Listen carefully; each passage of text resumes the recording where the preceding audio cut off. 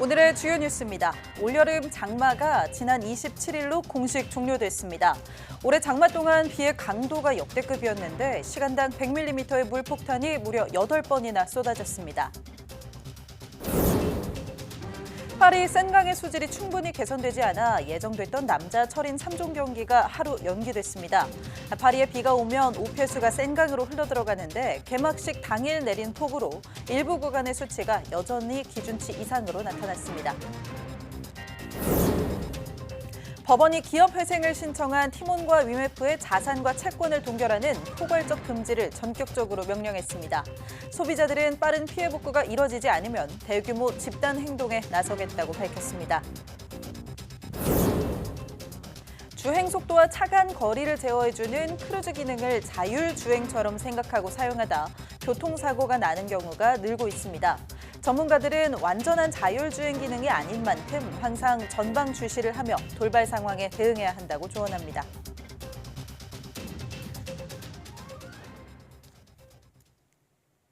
여러분 안녕하십니까? 사이언스 투데이 시작합니다.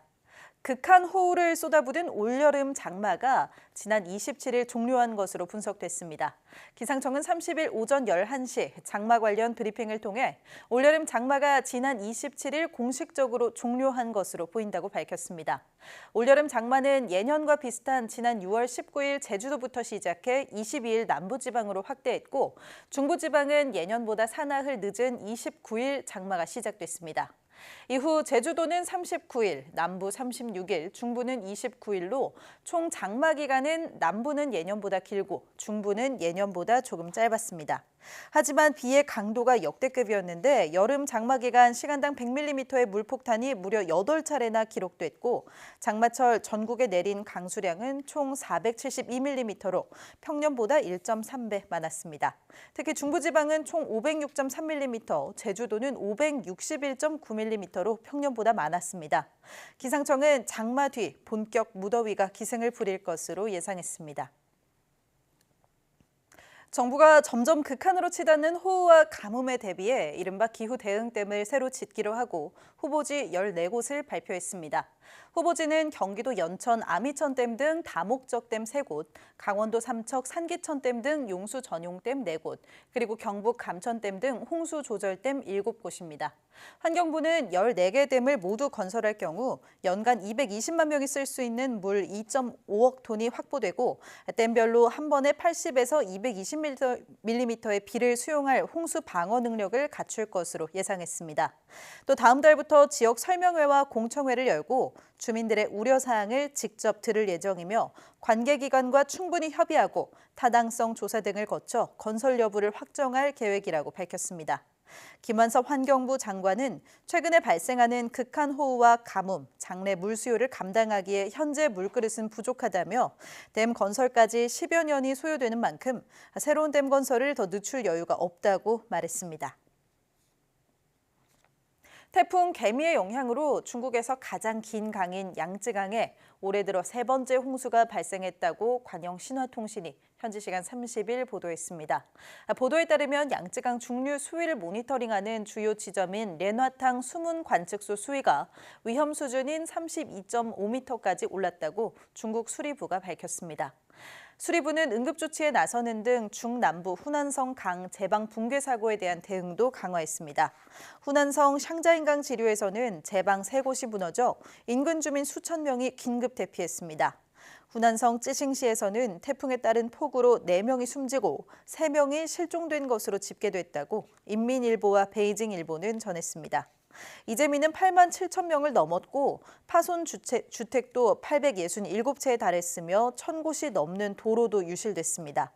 지난 26일부터 이 지역에는 하루 최대 645.2mm에 달하는 물폭탄이 쏟아졌고 중국 당국은 베이징과 텐진, 허베이 지역에 홍수 대비 비상 대응령을 발령했습니다.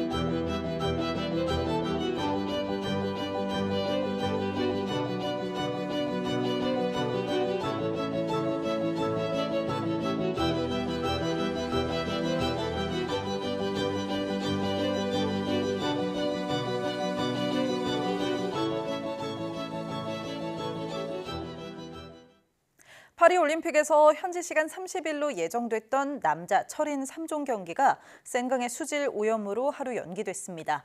이에 따라 남자 철인 3종 경기는 현지 시간 31일 오전 8시 여자 경기가 끝난 뒤 10시 45분에 열립니다. 세계 철인 3종 경기 연맹은 최근 센강의 수질이 개선됐지만 경기가 열리는 일부 구간의 수치가 여전히 기준치 이상이라고 밝혔습니다. 앞서 파리올림픽 조직위원회는 30일 철인 3종 경기가 시작되기 전에 수질이 충분히 개선될 것이라고 장담했습니다. 파리올림픽 두 번째 주엔 마라톤 수영 경기도 센강에서 열릴 예정입니다.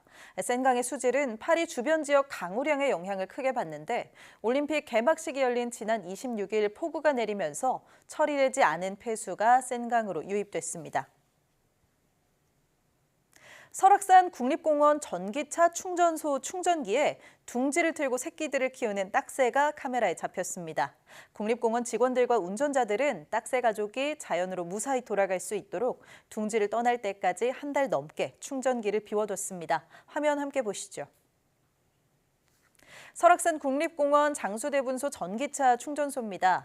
충전기를 열자 작은 둥지 안에 갓 부화의 솜털이 가득한 새 생명 6마리가 자라고 있습니다. 우리나라에서 흔히 볼 수 있는 텃새인 딱새입니다. 어미가 먹이를 물고 오면 새끼들은 주둥이를 크게 벌리며 먹이를 달라고 보챕니다. 설악산 국립공원 직원들은 새끼들이 다 자랄 때까지 다른 충전기를 이용해달라는 안내문을 붙였고 운전자들도 적극적으로 협조했습니다. 이런 따뜻한 배려 덕분인지 딱새 가족들은 한 달여 만에 무사히 둥지를 떠나 자연으로 돌아갔습니다. 요즘 운전자들 가운데 운전 피로감을 줄여주는 이 크루즈 기능 사용하는 분들 많으실 겁니다. 그런데 이 기능을 사용하다 사고가 나 사망하는 사례도 다수 발생하고 있습니다. 이 크루즈 기능 정식 명칭으로는 적응형 순항 제어 기능입니다. 차량의 주행 속도와 차간 거리를 자동으로 제어해주는 시스템인데 따라서 고속도로처럼 정속 주행이 가능한 도로에서 운전자들이 많이 사용합니다.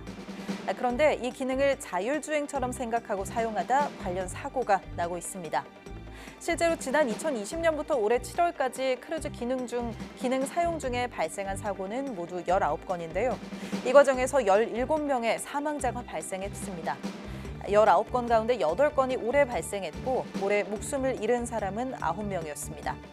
크루즈 기능은 카메라와 센서의 기능이 중요한데 기상 상황이 좋지 않은 등 기능이 제대로 작동할 수 없는 환경이 되면 사고의 위험성이 높아지는 겁니다. 따라서 도로교통공단에서는 크루즈 기능에 대해 완전한 자율주행 기능이 아니라면서 운전자가 항상 운전대를 잡고 전방을 주시하며 돌발 상황에 대응해야 한다고 조언합니다. 휴가철 운전을 하며 먼 곳을 오가는 분들 많으실 텐데요. 크루즈 기능은 반드시 안전하게 사용하시기 바랍니다.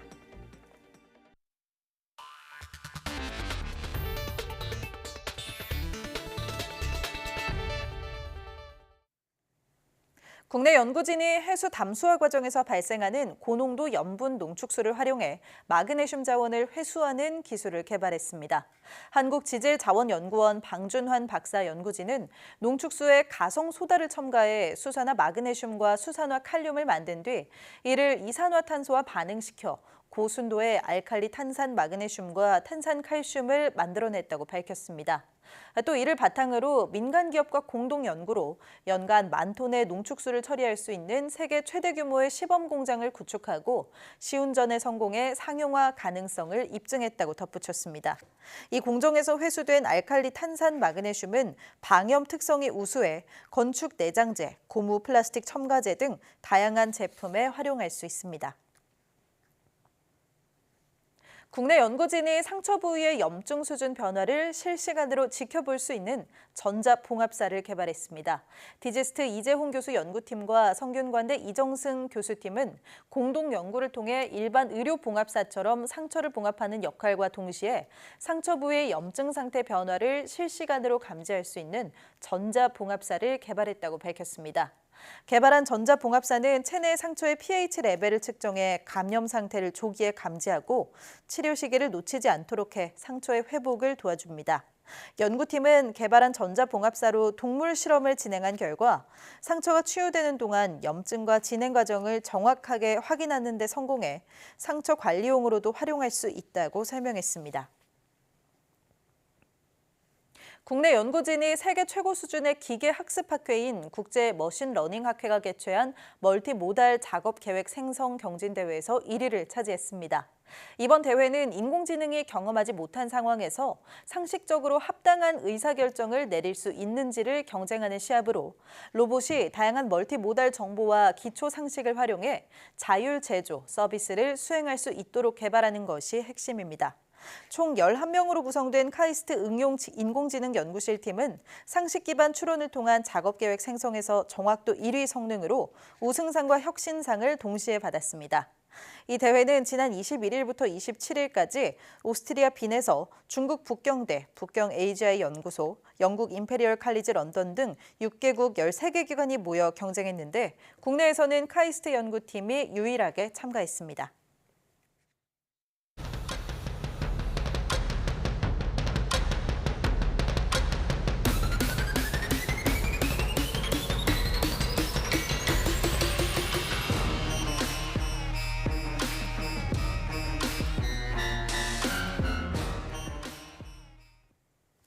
정산 지연 사태로 환불 대란을 일으킨 티몬과 위메프가 기업회생 개시 여부 결정 전까지 자산을 매각하거나 채무를 갚을 수 없게 됐습니다.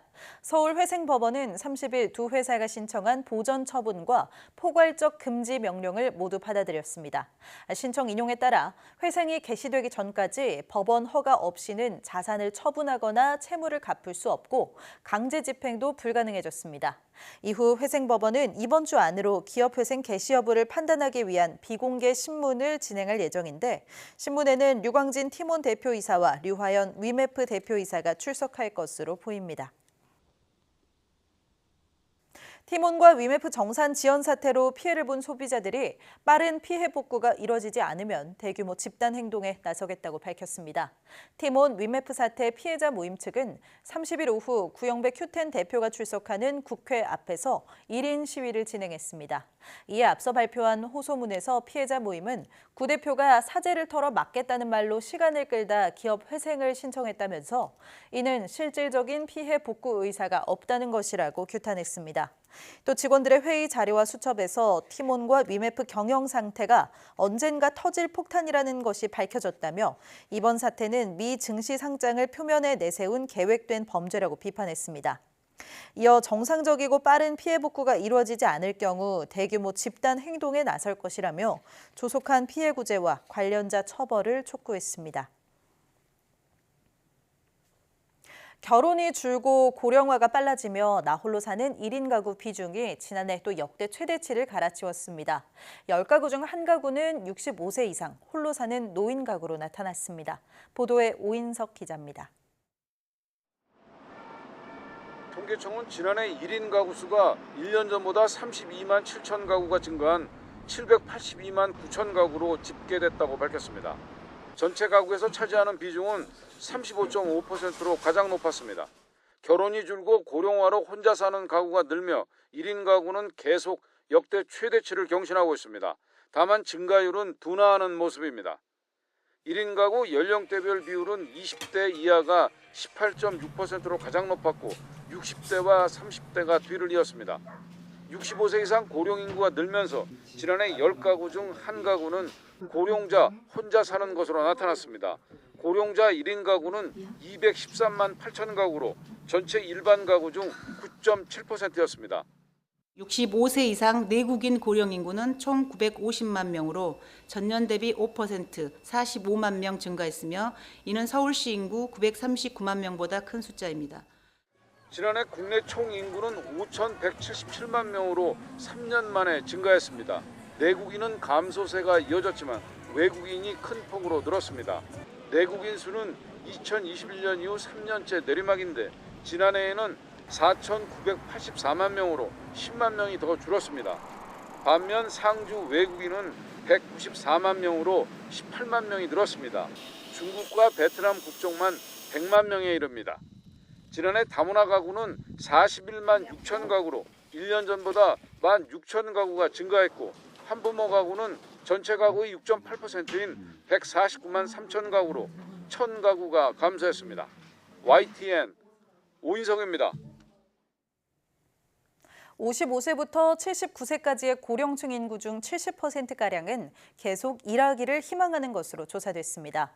통계청이 발표한 2024년 5월 경제활동 인구조사 고령층 부가조사 결과에 따르면 올해 5월 기준 55에서 79세 고령층 인구는 1,598만 3천 명으로 지난해 같은 달보다 50만 2천 명 늘었습니다. 이 가운데 장래에 일하기를 원하는 고령층은 1,109만 3천 명으로 전체 고령층 가운데 69.4%를 차지했습니다. 고령층 10명 중 7명은 현재 취업 상태든 일을 하지 않고 있든 앞으로 계속 일하기를 원한다는 의미입니다.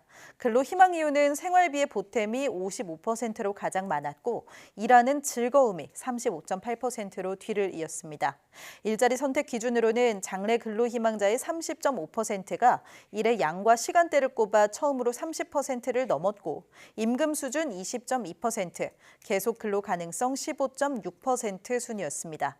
또 장래 근로 희망 고령층들은 평균적으로 73.3세까지 일하고 싶은 것으로 조사됐습니다. 저출산과 고령화로 인한 인구 감소로 심각한 일손 부족을 겪는 일본의 기업들이 고졸사원 모집에 열을 올리고 있습니다. 일본 정부는 올 하반기 최저임금도 역대 최고 수준으로 인상하며 경제에 활력을 불어넣기 위해 안간힘을 쓰고 있습니다. 도쿄에서 김세호 특파원의 보도입니다. 내년 봄 졸업을 앞둔 고등학생들이 기업 합동설명회장을 찾았습니다. 부스를 돌며 현장에서 마주할 여러 직업을 직접 체험하면서 일할 곳을 찾습니다. 仕事ってこんな感じなんだなってまだ軽はずみですけど想像はできました。 초임 인상에서부터 월세 90% 지원, 임금 외에 별도 준비금 지급까지 내놓는 혜택도 다양합니다. 25万円になります。それ以外には支度金っていうような形があって入社してもらえると4月の初任給で15万円、振り込むような。 직원 절반이 고졸 출신인 IT 기업도 있는데 가능성 있는 인재를 빨리 확보하기 위해서입니다. いろんなアプリであるとかっていうツールを使うことがもう最初から身についてるんだと思いますね。先月のことが遠い昔だったぐらいにこんなことができるようになってる。 심각한 일손 부족에 일본 기업들은 최근 이처럼 고졸 구직자들을 붙잡는 데 힘을 쏟고 있습니다. 올해 고졸 구직자 한 명당 비어있는 일자리 수를 뜻하는 고졸자 구인 배율은 3.98로 역대 최고입니다. 労働人口が減ってきているという部分で、大学生、大卒社員だけではなかなか新卒の採用がうまくいかない。 일본 인구는 지난해 역대 가장 많은 86만 명이 줄었는데 15년 연속 감소세로 일손 부족 현상은 상당 기간 이어질 것으로 보입니다. 이런 가운데 일본 정부는 오는 10월부터 적용할 최저임금을 사상 최대치로 올렸습니다. 전국 평균 시급 기준 1,054엔으로 50엔 인상한 겁니다. 인구 감소로 인한 일손 부족 현상으로 일본 기업들의 자국 내 젊은 인재 확보 쟁탈전이 더욱 치열해질 것으로 보입니다. 도쿄에서 YTN 김세호입니다. 중국 충칭을 방문한 오세훈 서울시장이 시내 야경 명소를 시찰하며 서울 청계천 일대도 세계적인 야간 관광 코스로 만들겠다는 구상을 밝혔습니다. 오 시장은 서울 광화문에서 동대문, 한양 도성까지 이어지는 구간에 야간 경관 조명을 조성해 디자인 서울 브랜드의 꽃으로 만들겠다고 강조했습니다. 차정윤 기자의 보도입니다.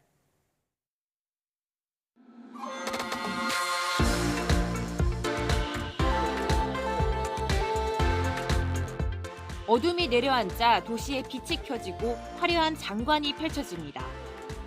중국 충칭의 야경 1번지이자 세계적인 관광지로 자리 잡은 홍야동입니다. 절벽에 층층이 세워진 옛 군사요새를 개조해 조명을 달고 색다른 매력을 선사하면서 최근 중국 인플루언서, 이른바 왕홍들에게도 큰 인기입니다. 想在这里找一个对象，就求一段姻缘。是的，我们这边的年轻人都很喜欢来这边玩，然后呢，这边风景比较美丽，大家比较喜欢来这里拍照，可以了吧？ 충칭을 찾은 오세훈 서울시장도 역사적 유산과 고층 건물이 어우러진 시내 야경을 둘러보며 서울 도심과의 적용 지점을 모색했습니다. 우선 내년에 조성 20주년을 맞는 청계천과 한양도성을 중심으로 레이저와 미디어 아트를 활용한 야간 경관을 조성하겠다는 계획입니다. 청계천 일부 구간, 그리고 광화문과 DDP, 또 한강변과 지천에 이르기까지 아마 야간 경관 개선이 상당한 부분 이루어지지 않을까 기대해도 좋을 것 같습니다. 서울시는 앞서 최고 150m 높이에서 도심을 내려다볼 수 있는 열기구 서울달을 띄우고 겨울밤 대표 문화행사인 비초롱 축제 규모를 확대하는 등 야간 콘텐츠에 집중하는 모습입니다. 최근 중국 대도시의 야간 경제는 중국 관광시장을 부양하는 핵심으로 떠올랐습니다. 서울시도 체류한 관광객들을 붙잡아줄 수 있는 킬러 콘텐츠로 차별화된 도시 브랜드를 만든다는 계획입니다. 중국 충칭에서 YTN 차정은입니다. 밥심으로 산다는 말이 있죠. 하지만 쌀 소비량이 갈수록 줄고 있습니다. 실제로 쌀이 남아돌아 값이 폭락하면서 농민들이 울상을 짓고 있는데요. 농협이 각급 기관 단체와 손을 잡고 대대적인 쌀 소비 촉진 운동을 펼치고 있습니다. 김범환 기자가 보도합니다. 정부는 얼마 전에 쌀 재고 5만 톤을 시장에서 사들였습니다. 80kg 한 가마 쌀값이 18만 원 선으로 정부가 약속한 20만 원 아래로 떨어졌기 때문입니다.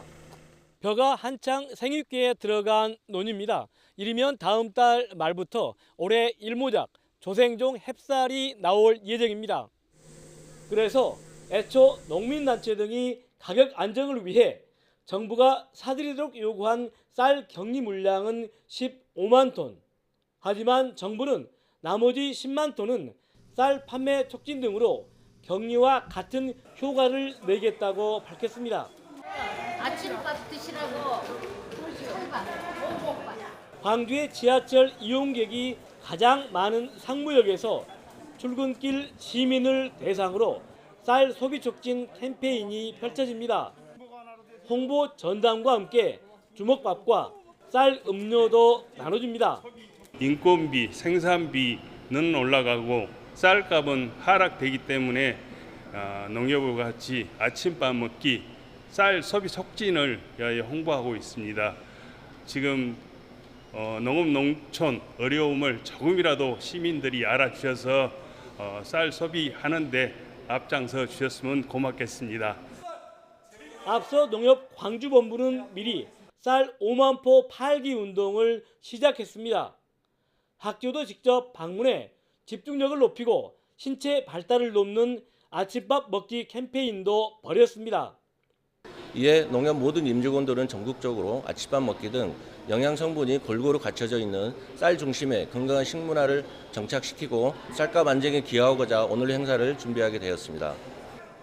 밥 먹는 양이 갈수록 줄고 있는 가운데 가공품 개발 등으로 남아도는 쌀 소비를 늘려 쌀값을 안정시키려는 노력이 전국적으로 이어지고 있습니다. YTN 김범환입니다.